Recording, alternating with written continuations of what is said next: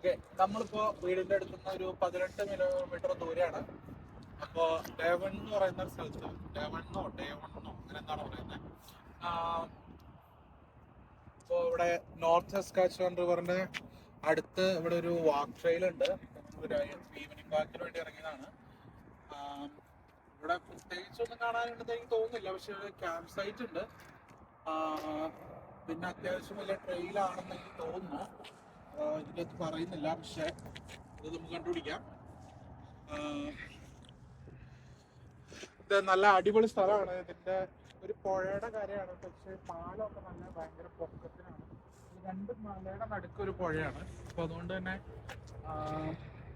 ഈ മല കട്ട് ചെയ്തിട്ട് പൊക്കത്തിൽ പാലം കെട്ടിയേക്കുന്ന കാരണം പാലം നല്ല പൊക്കത്തിലാണ് ഇരിക്കുന്നത്.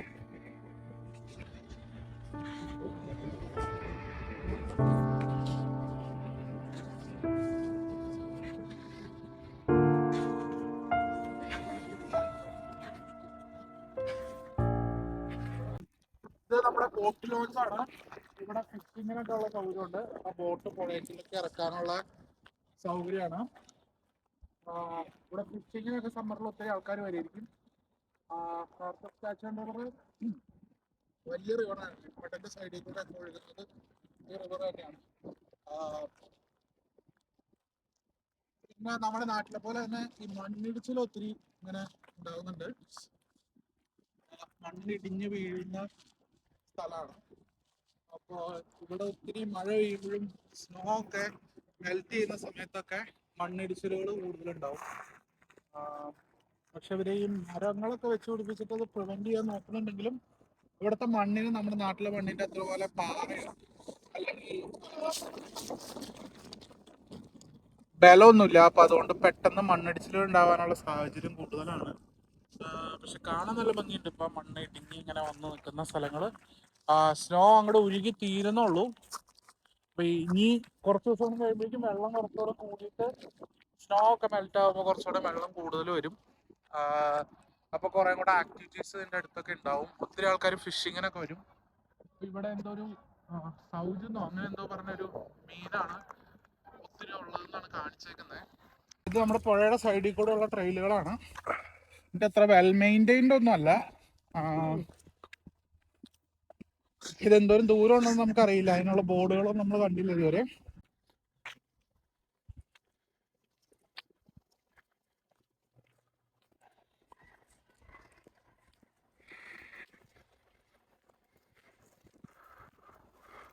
ട്രെയിൽസുകളാണ്. സസ്കാച്ചുവൻ റിവറിന്റെ ട്രെയിൽസിന്റെ ഓരോ ഭാഗങ്ങളും. റിവർ ഇങ്ങനെ റിവറിന്റെ സൈഡിൽ കൂടെ തന്നെയാണ് ട്രെയിൽ പോകുന്നത്.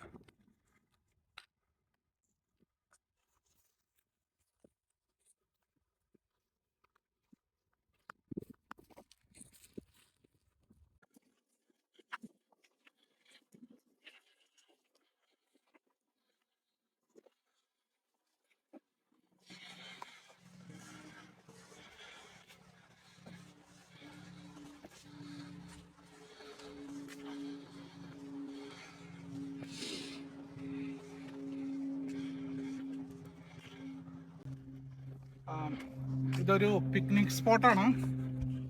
ഇത് പറഞ്ഞേക്കുന്ന ഈ ബോർഡിൽ പറഞ്ഞേക്കുന്നത് ഇതൊരു ബയോ എഞ്ചിനീയറിംഗ് സൈറ്റാണെന്നാണ്. അതായത് ചെടികളൊക്കെ നട്ടുപിടിപ്പിച്ചിട്ട്, ഞാൻ മണ്ണിടിച്ചിലുണ്ടാകുന്നതിനെ കുറിച്ച് ആദ്യം പറഞ്ഞില്ലേ, അപ്പോൾ അത് പ്രിവെന്റ് ചെയ്യാനായിട്ട് ഇവര് സയന്റിഫിക് ആയിട്ട് മരങ്ങളൊക്കെ നട്ടുപിടിപ്പിച്ച് ചെറിയ ചെറിയ നേറ്റീവ് പ്ലാന്റ്സ് ഒക്കെ നട്ടുപിടിപ്പിച്ച് വേര് പടലങ്ങളുള്ള അങ്ങനെ ഡെവലപ്പ് ചെയ്യുന്ന സ്ഥലമാണിത്. അപ്പോൾ അതുകൊണ്ടാണ് റിവർ ബാങ്കിൽ കൂടെ നടക്കരുത്, ട്രെയിനിൽ തന്നെ സ്റ്റേ ചെയ്യണമെന്ന് പറയുന്നത്. ഒരു വെൽ മെയിൻറ്റൈൻഡ് ആണ്. ബട്ട് ടെൽഫോർഡ് ലേക്ക് പോലെ അത്ര സെറ്റപ്പ് അല്ല, എന്നാലും വലിയ കുഴപ്പമില്ല. ഇത് കുറച്ചുകൂടെ മണ്ണൊക്കെ ഇടിഞ്ഞ് തുടങ്ങുന്ന, അതായത് ഈ പുഴയോട് ചേർന്നിട്ട് മണ്ണ് ഇടിഞ്ഞുകൊണ്ടിരിക്കുകയാണ്. അപ്പോൾ ഇവർ ഈ ട്രെയില് കുറച്ച് പൊക്കി മരത്തിൻ്റെ ബ്രിഡ്ജൊക്കെ പണിത് ആണിപ്പോൾ സെറ്റ് ചെയ്തേക്കുന്നത്. ഇപ്പോൾ ആളുകൾ വീഴാതിരിക്കാനും ബൈക്സിനൊക്കെ പാസ് ചെയ്യണം, അതായത് സൈക്കിളിനൊക്കെ പാസ് ചെയ്യാനുള്ളൊരു സെറ്റപ്പിൽ. ഈ സൈഡിൽ നോക്കിക്കഴിഞ്ഞാൽ ഒത്തിരി ഇങ്ങനെ ഐസും വെള്ളമൊക്കെ കൂടെ കുത്തി ഒലിച്ച് വരുന്നത് കാണാൻ പറ്റും. അപ്പോൾ അങ്ങനെ ഈ റോഡ് ഡേഞ്ചറസ് ആവുന്ന ഒരു സാഹചര്യമുണ്ട്, ചെളിയൊക്കെ വന്നു കൂടി. അപ്പോൾ ആ റോഡിനെ അവരതിൻ്റെ ഇടയിലൊരു പാലം ഉണ്ടാക്കിയേക്കാണ് ട്രെയിനിൽ. നല്ല ഭംഗിയുണ്ട് പാലം കാണാനായിട്ട്. എനിക്ക് തോന്നുന്നു ട്രെയിനിലൂടെ തീരുമെന്ന് തോന്നുന്നു. അപ്പോൾ നമ്മൾ ആ ട്രെയിനിൻ്റെ തന്നെ ഒരു സ്റ്റെയർ കേസ് ഒക്കെ ഉള്ള ഭാഗത്തേക്ക് തന്നെയാണ്, മരം കൊണ്ട് തന്നെയാണ് അത് ഉണ്ടാക്കിയേക്കുന്നത്. സ്റ്റെയർ കേസോ, അത് സ്റ്റെപ്പ്. അപ്പോൾ ഇത് ഒത്തിരി കുത്തനെയുള്ള കയറ്റായതുകൊണ്ടാണ് അങ്ങനെ സെറ്റ് ചെയ്തേക്കുന്നത്. അവിടെ കാണാൻ നല്ല ഭംഗിയുണ്ട്. ഇത് ഇരിക്കാനുള്ള ഒരു സെറ്റപ്പാണെന്ന് എനിക്ക് തോന്നുന്നു. നമുക്ക് അവിടെ ചെല്ലുമ്പോൾ നോക്കാം. ഒരു ഗാർബേജ് ബിന്നൊക്കെ ഉണ്ട്. അതുപോലെ മേളിലേക്ക് കയറാനും, ഒത്തിരി മേളിലേക്ക് കയറാനില്ലെന്ന് തോന്നുന്നു. അമ്മ ഓൾറെഡി പോയി. അത് ഗാർബേജ് ബിൻ തന്നെയാണെന്ന് തോന്നുന്നു കേട്ടോ. ഇരിക്കാനുള്ള സെറ്റപ്പ് അല്ല. എന്ത് മനോഹരമായിട്ട് അത് ചെയ്തിരിക്കുന്നത്. ഗാർബേജ് ബിന്നും അല്ല, അത് കല്ലുകളാണ്. അതായത് ഐസ് തെന്നി വീഴാതിരിക്കുമ്പോൾ ഇടാനായിട്ടുള്ള കല്ലുകളാണ്. തെന്നി വീഴാതിരിക്കാൻ. അതെ, നല്ല അടിപൊളിയായിട്ട് ചെയ്തിട്ടുണ്ട്.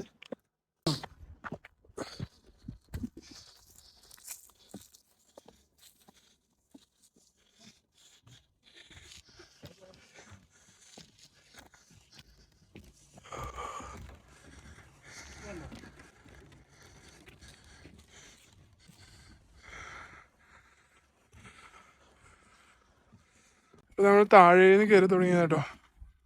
ഇപ്പം നമ്മൾ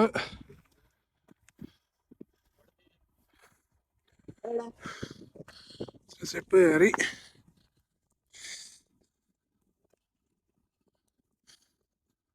തണുപ്പുണ്ടെന്ന്.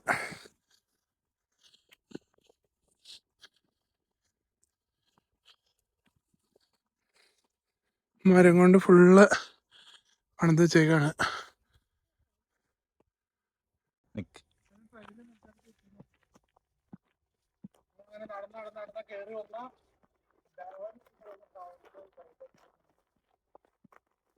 നമുക്ക് നമ്മള് ആകെ 2 കിലോമീറ്റർ താഴെ നടന്നോളൂ. പക്ഷെ നല്ല കനപ്പെട്ട നടത്തായിരുന്നു. സ്റ്റെപ്സും കയറ്റിറക്കങ്ങളൊക്കെ കൂടുതലായിരുന്നു. പിന്നെ നമ്മൾ താഴേക്ക് ഇറങ്ങിക്കൊണ്ടിരിക്കുകയാണ്. ഇതിലൂടെ ഇത് ട്രെയിലാണ്, പുഴയുടെ സൈഡൊന്നും അല്ല. നമ്മൾ ആ എൻട്രൻസിന്റെ അവിടേക്ക് എത്തുകയാണ്. ഇപ്പൊ എൻട്രൻസിനും കൂടെ എത്തി. 2.5 കിലോമീറ്റർ നമ്മൾ നടന്നു. പക്ഷെ അതൊരു കുത്തനെയുള്ള കയറ്റവും സ്റ്റേഴ്സും ഒക്കെ ആയിരുന്നു. നമ്മളിപ്പോ കാണുന്നത് പാർക്കിംഗ് റോഡിന്റെ അവിടെ ഫയർ ഡേഞ്ചറിന്റെ ഒരു മീറ്റർ വെച്ചേക്കുന്നതാണ്. അപ്പൊ ഇവിടെ ഫയർ വലിയൊരു ഇഷ്യൂ ആണ്. സമ്മർ ആയി കഴിഞ്ഞാൽ അല്ലെങ്കിൽ സ്പ്രിംഗ് ആയി കഴിഞ്ഞാൽ ഇങ്ങനെ ഉണങ്ങി നിൽക്കുന്നതിനും.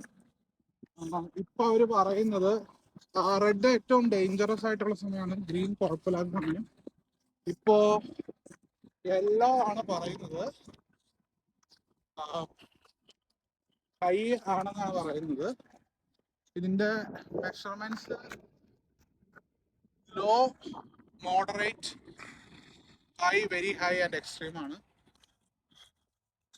ഇവിടെ വേറെ സ്ഥലമുണ്ട്, സേക്രഡ് പാർക്ക് എന്ന് പറയുന്നത്. അത് ഫസ്റ്റ് നേഷന്റെ എന്തോ ഹിസ്റ്ററിയായിട്ട് ബന്ധപ്പെട്ടതാണ്. അത് നമുക്ക് ഡീറ്റെയിൽസ് അറിയില്ല. നാളെ അടുത്ത ദിവസങ്ങളിൽ എന്തെങ്കിലും നമ്മൾ ആ പാർക്കും കൂടെ എക്സ്പ്ലോർ ചെയ്യും.